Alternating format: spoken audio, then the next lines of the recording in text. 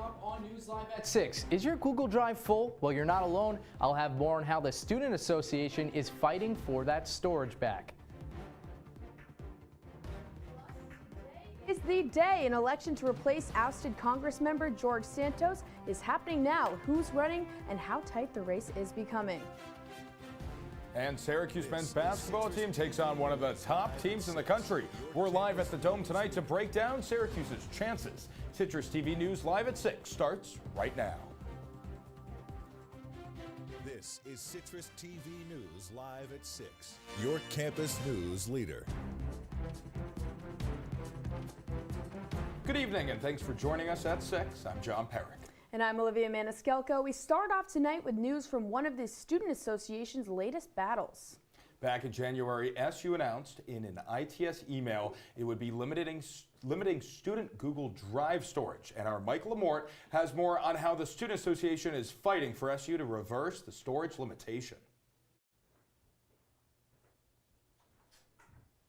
For years, Syracuse University students have had access to unlimited storage on Google Drive, a benefit utilized by many. I've also used a lot for sharing different documents, sharing different slideshow presentations or different graphic designs, video edits, just to fellow classmates, fellow colleagues.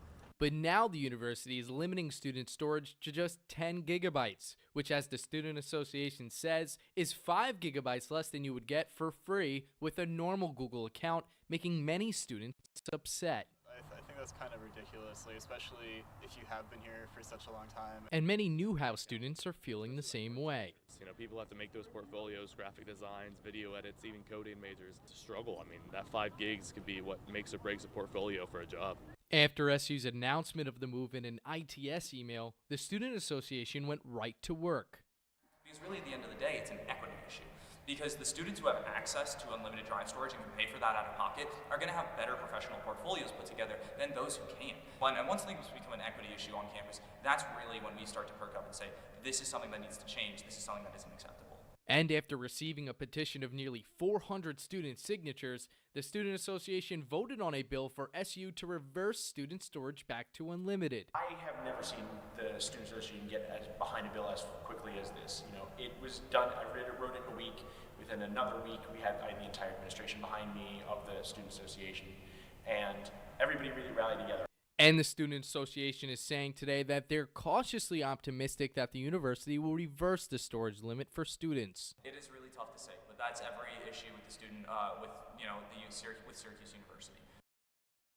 And the Student Association president met with SU Chancellor Kent Severud to discuss the bill. And while the contents of that meeting are unable to be public, SU issued this statement saying, quote, "These changes are being made in order to allow more equitable use of storage for purposes of teaching and learning across the university." I'll be sure to post updates for this story on my Twitter at Mike Lamort TV. That's all for now. John and Olivia, back to you. Thank you, Mike. Now, if you are interested in joining the Student Association, an information session for the upcoming election will be held at 7 p.m. tonight in Gifford Auditorium. 43 seats are up for grabs this year alongside the role of president, vice president, and comptroller. Attending an information session is required in order to run for office, but if you miss tonight's session, don't worry, there will be others held throughout the semester. And 2 professors at Folk College are researching the value of shots in basketball and are presenting their studies to some of the best sports minds in the country. Citrus TV's Matt Lesnick has the story. 3 is greater than 2, and that holds true for basketball. Or maybe not. According to Folk College professors Justin Ehrlich and Shane Sanders, the 2-pointer is becoming more valuable than the 3-pointer. 3s are about level in terms of expected value. It's the 2s that are gaining value. Efficiency is the name of the game. When players take shots closer to the basket, they are more likely to go in. In addition, they are more likely to get fouled, which could lead to even more points. And so those that are closer to the basket are more likely to be fouled, and so those are worth more because you're also adding those the free throw line shots. The goal is still to score the most points, but Ehrlich and Sanders came up with a way to figure out the most effective way to do so and track those shots. If you took a shot and you were fouled and you missed it, that's not a field goal attempt, so conventional shot charts don't pick that up. While it sounds like a lot, there really isn't that much math to it. Adding the additional made free throws to the numerator and then adding the additional missed foul shots to the denominator. We're getting a true shooting percentage in the sense that we're counting all shots, so all shooting possessions, and we're also counting all points pursuant to shots. Over the last decade, the three-point shot has taken the NBA by storm, and there's been players whose role it is to specifically shoot threes, and big men are known as stretch fours who do that. However, this new research shows that maybe they should be taking more from inside presence, and there are guys, like myself, who shouldn't be taking those shots at all. They are taking their work to the MIT Sloan Sports Analytics Conference, where they are one of 7 finalists in the research competition. Kind of just a huge kind of achievement for anyone. We are very thrilled to be presenting at Sloan, and it's out of thousands. And so we are finalists. That's 7 out of 2,000 or 3,000 submissions. So yes, it feels very nice to finally make it to Sloan. Matt Lesnick, CitrusTV News. Thank you, Matt. Well, big day tomorrow, Valentine's Day, and Syracuse has tons of events for students to attend. Newhouse is hosting a make-your-own Valentine's station. You can write a note for your bestie, a letter of appreciation to a professor, or grab a sweet treat for someone special. Stop by anytime between 9 and 3 p.m. in the Newhouse 1 lobby. And also happening tomorrow, Syracuse University Career Services is hosting a Valentine's Day professional portrait event. The free session will be in Shine 128 from 2 to 4:30 p.m. No sign-up is needed, and a professional top is recommended. You have any Valentine's Day plans? Yeah, I'm probably gonna do some dinner with my roommates. Fun Valentine's Day, actually. Yeah. Oh, there you go. Yeah. Yeah, I got nothing. I don't know. I got to find a Valentine. But hopefully the weather can be my Valentine tomorrow. But I don't know. I was hearing that there's some snow in the forecast. Kaitlin, Cambell, is that snow coming? You know I don't like it. John, I know you're not a big fan of the snow, but I wish I had a better report. Right now, it's 36 degrees here, and it's pretty cloudy outside, and it feels like 30 degrees. Now, moving into tonight, it will drop down to 30 degrees, and the snow will begin to start. So now that's getting into the snowstorm that we'll see for the rest of the week. And looking around the region, it's all around in the 30s, so it is pretty much averaging out in the region, but it is not like those temperatures we had that last week in those 50s. I'll have your full 5-day forecast coming up later in the show. Thank you, Kaitlin. Earlier today, a man was found dead on the west side of Syracuse. Spokesperson for Syracuse Police says someone called 911 to report the person just before 10 this morning. The incident happened in the driveway of 244 Richmond Avenue, and the death tonight considered, quote, suspicious. Police are currently investigating. A state commission is expected to meet this Thursday to redraw the boundaries of Central New York's congressional district as a part of a statewide redistricting process. The final product of the map could change the partisan makeup of several key districts, including our very own 22nd congressional district. Democrats in the state legislature were unsuccessful to make Central New York a Democratic seat in both 2012 and 2022. Now to an update in a lawsuit against the Onondaga County Sheriff's Office for a deputy-involved shooting. Lacey Wright, the mother of a teen who is accused of driving and crashing a stolen Hyundai last September, has dropped her lawsuit. Wright has previously said that her son feared for his life while driving the stolen car, which killed 2 children. New details tonight as a grand jury has cleared a Cortland County Sheriff's deputy after he shot and injured an armed suspect. The incident happened back in January when officers attempted to serve 58-year-old Stephen Berta with eviction paperwork. They then found him holding a shotgun. Berta then firing 3 rounds at officers as they fired back, shooting Berta in the leg. And in Seneca Falls, 2 residents were arrested after a child was found intoxicated in their home. Police say residents Angelia Ellie and Earl Heath were found in their home when Seneca County Child Protective Services arrived due to a court-ordered mandate for the removal of a child reportedly in danger. Officers say that the 2 were hesitant to give up the child, and after investigation, police found drugs such as cocaine near another child inside the home. Both Ellie and Heath were arrested and are currently under investigation for endangerment of a child and obstruction of governmental administration in the 2nd degree. And the amphitheater has announced a handful of concerts to hit the stage this summer. Dierks Bentley will be performing on his Gravel Gold Tour in mid-August. Tickets for Dierks' show will go on sale this Friday. Also coming to Central New York this summer is Santana and the Counting Crows. The band will make their visit to the amphitheater this July. Just some technical difficulties. Sorry about that. Upstate Golisano Children's Hospital is hosting a radiothon now through Wednesday. CNY Central, Y94, and 570 WSYR are helping support pediatric services at the hospital. Radiothon for Kids raises funds for unmet needs like meals, car seats, toys, equipment, and items for the hospital's Child Life program. You can join by calling or texting the number below. Phone lines are open until 6:30 p.m. It's a race many people are watching today. The race to replace the seat left by expelled Congressman George Santos. What voters are battling today as they head to the polls. And later in the show, SU men's basketball taking on a giant at the Dome. How the Orange match up against a familiar foe.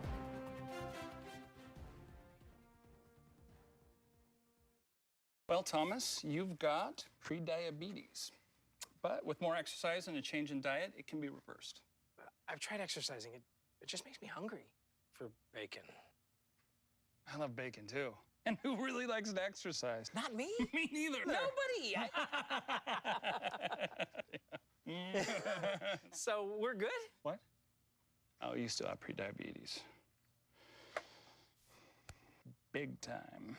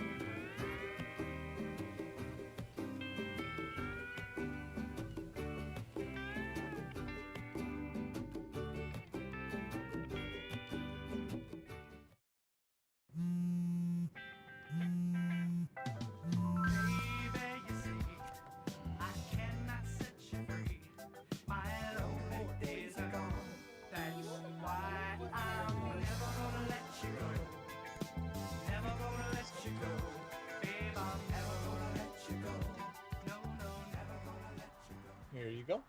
Thank you. Thank you.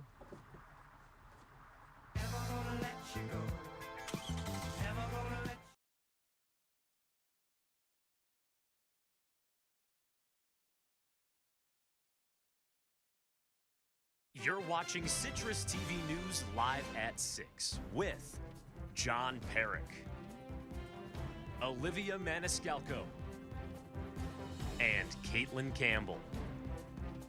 Now, your campus news leader continues. Welcome back into News Live at 6. Tonight, voters downstate on parts of Long Island and Queens have a big decision to make. Who will represent New York's 3rd Congressional District? It's a race gaining attention all over the country, not just for the money spent on the race, but who the candidates are hoping to replace. Weather is also a big factor tonight, and here's Citrus TV's Peter Berry to break it down. Maybe it's a sign. Measurable snow on the streets of Long Island this morning, with a hotly contested race as the backdrop. But voters aren't stopping. The only way to do that is through the voting booth. John Polcari is from the island, but he wants change and more moderation from politicians. Too many people on the left and on the right, and we don't get anything done. New York's 3rd Congressional District is looking to turn the page after the short but dark chapter now expelled Representative George Santos leaves behind. His Queens office, dormant. But last night, chants for Republican candidate Mazi Pilip filling a room in Franklin Square. A newcomer to federal politics running against the established Democrat Tom Suozzi, but still a tough talker. February 13, you're gonna remember this day because Mazi Pilip will knock you down. The race, a dead heat. A New York Post poll has Suozzi, who held the seat at one point, up by just 1 point. Republican Peter King also held the seat at one point. He thinks the snow isn't cooling off what Republicans see as a red wave. It will take more than a snowstorm to stop Mazi. Polls tonight close at 9 p.m., but no matter the incumbent, this seat will still be up for grabs in November. On Long Island, I'm Peter Barry, Citrus TV News. All right, Peter, a scare in the skies last night as people aboard a private plane flying over New York watched as one of its doors blew off, although the plane did land safely in Buffalo. Thankfully, the plane landed safely, although the door still hasn't been found. There has also been no reports of injuries or property damage. Officials don't know how the door fell off, but the Niagara Frontier Transportation Authority is assisting the police to conduct an investigation. In the Bronx, an investigation is underway after a shooting at a subway station left multiple people injured and one dead. Last night, 6 people were shot while waiting at the Mount Eden train station. NYPD Chief of Transit Michael Kemper said the incident was, quote, not a random shooting, and said it involved 2 groups of teenagers in a fight while riding the train. The NYPD is still searching for suspects. And families who sued Harvard University for allegedly selling their loved ones' remains on the black market have had their case dismissed. The judge ruled that Harvard is not responsible for a crime committed by their employee. Families of the victims are disappointed in the dismissal, saying, quote, it feels like Harvard got a jail out of free card, while the school has been seemingly let off the hook. Harvard's morgue manager and several others are still facing criminal charges. The Senate has voted to pass an aid package providing support to Israel and Ukraine. The $95 billion package is providing military aid to the countries as well as humanitarian supplies to civilians in Gaza. President Biden voiced his thoughts on the bill this morning, saying, quote, supporting this bill is standing up to Putin. Some Republicans stated their opposition for the bill, though, due to it not including any money for America's southern border. And coming up, I'll have your full 5-day forecast. You don't want to miss it. Welcome to an excellent episode of Live from Studio B.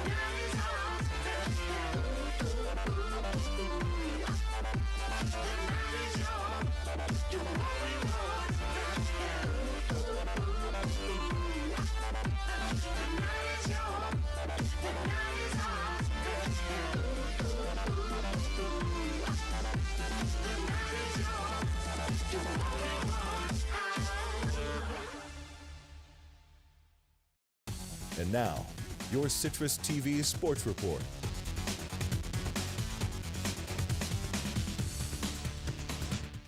Welcome back to News Live at 6. Let's take a look at your weather. Right now, for their 5-day forecast, it looks like you will be seeing some snow later on in the week, but tomorrow you're going to get one last chance in to see some cloudy skies and maybe possibly see the snow.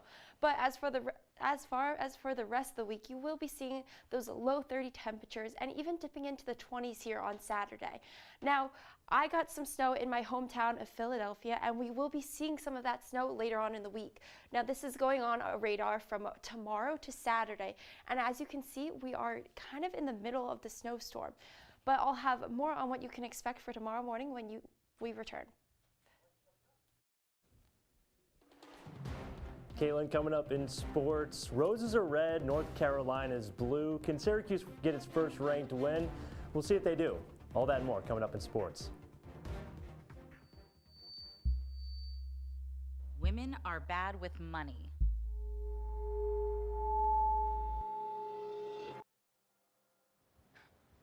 That's what the world's been saying for centuries.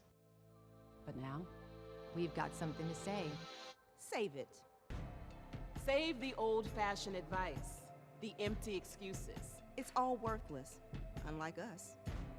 To our fellow females, it is time to save ourselves by saving our money. Contributing to our futures, investing in our independence. Until we're no longer 80% more likely than men to live in poverty in retirement. So again, we say to that, save it. The falsehoods, the feelings of fault. Then the funds. Learn how to save for your retirement at wesaysaveit.org.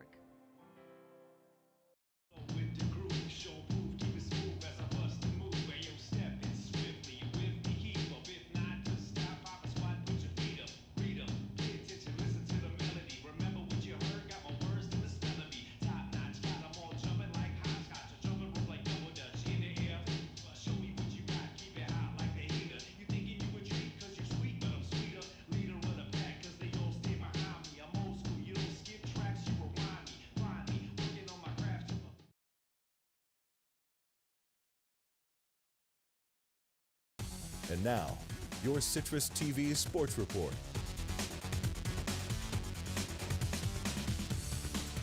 When one of college basketball's best coaches pays your squad a compliment, that's usually a good sign of things to come.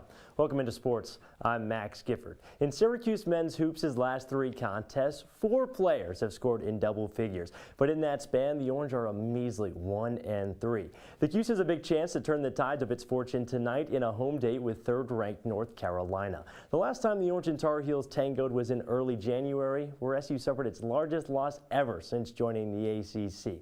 The man who witnessed that massacre is coincidentally our reporter who joins us now from the JMA Wireless Dome. Ethan Frank, thanks so much for taking the time ahead of this matchup. I just mentioned all the scoring threats SU has. How do you think that poses a potential challenge for North Carolina this go-around?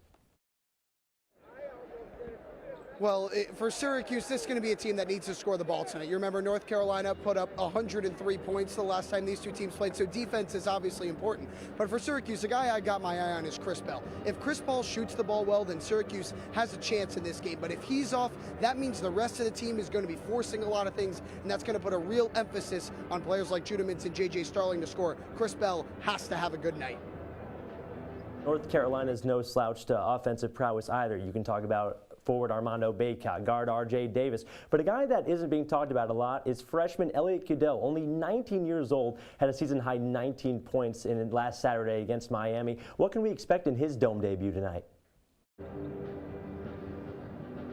I mean, for a freshman, Max, this guy has the poise and calmness of a senior. He is so impressive with his distribution, with it, the way he moves around ball screens. When you have bodies like Harrison Ingram and Armando Baycott in the front court, he does a really good job of controlling his body, and his basketball IQ for a player his age is really impressive. He's opened R.J. Davis up a lot. He doesn't have to do as many ball handling duties as he has had in the past when Caleb Love was his backcourt mate. Elliot Cadeau has been a huge help to this North Carolina team as a freshman, and he plays with the poise of a senior.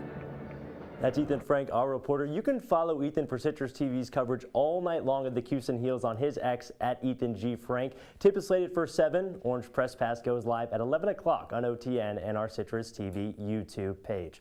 Now, Syracuse men's basketball isn't the only team in action tonight, and on this Valentine's Eve, the Dome crew is going to be busy, because number 5 Syracuse women's lacrosse plays another top 20 opponent in Army tomorrow night.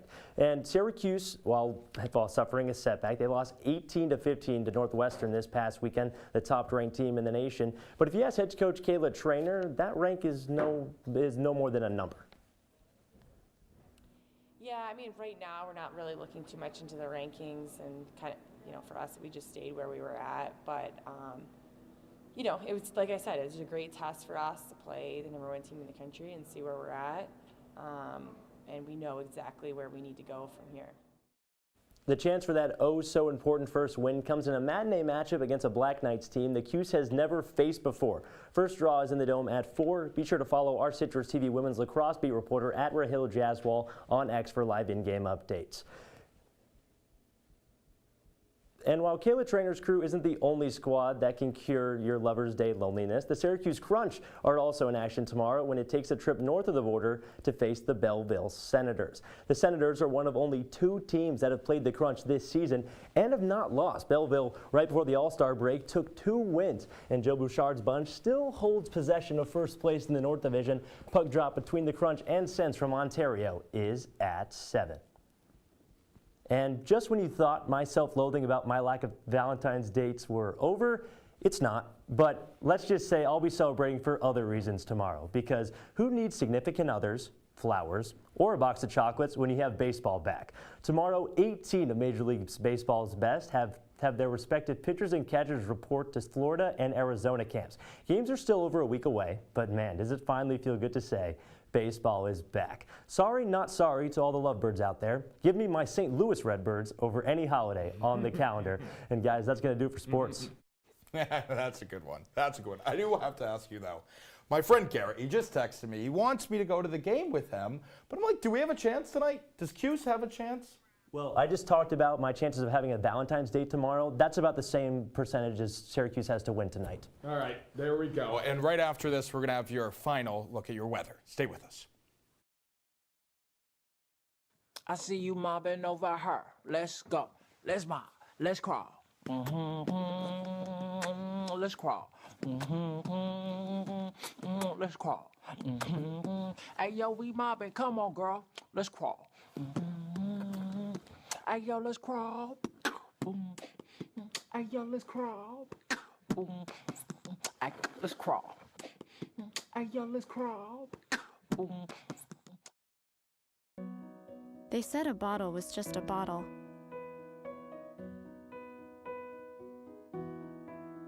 That no one would ever notice me.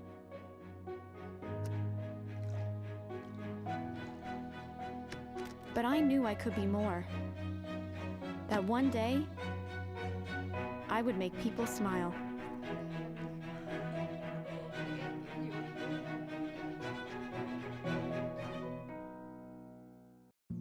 Jason, let's go see your room.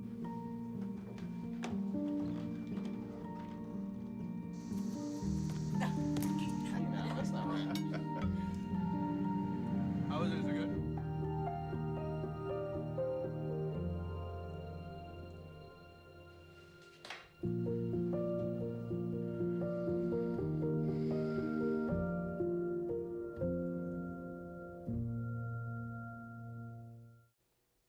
Welcome back to News Live at 6. Let's take one last look at your weather. Tomorrow when you wake up for Valentine's Day, it's going to be 22 degrees and pretty cloudy out there, so you might want to layer up because it will be feeling like 10 degrees. Now you'll start to see the snow throughout the day, and that's going to be our snowstorm that will be hitting us throughout the rest of the week. That's all I have today. Guys, back to you. Kaitlin, thank you. Well, if the weather isn't making you very happy today, there is a reason to celebrate Mardi Gras. Friends for Fat Tuesday. Arguably, Mardi Gras is one of the best celebrations in the world. The holiday is synonymous with celebrations in New Orleans, Venice, and Rio, but it is celebrated throughout the world. John, how badly do you wish you were in New Orleans right now? Oh my gosh. You know, Kaitlin, she gives us the forecast and says it's going to feel like 10 degrees tomorrow. What are we doing? I wish I was anywhere but in the Northeast, that's for sure. I know. I mean, we could be in Brazil celebrating Mardi Gras. Did Venice. it say Venice? Venice. Venice? I didn't even know that. Oh, come on. Give me a nice little pizza. Yeah, give me a little party. Exactly. Exactly. I want to buy one of those Mardi Gras cakes where you get one of the slices has a baby in it. Oh yeah. Yeah, that would be awesome. I just don't want to be in Syracuse. But hey, at least we got a game to look forward to, even though Max Gifford says that there's no chance that we win. But okay, that's fine. Well, that's all we have for you today on News Live at 6. Do not forget, you can follow us on X and Instagram at CitrusTV News. Now, from the entire CitrusTV News team, I'm Olivia Maniscalco. And I'm John Perik. Take care, Syracuse.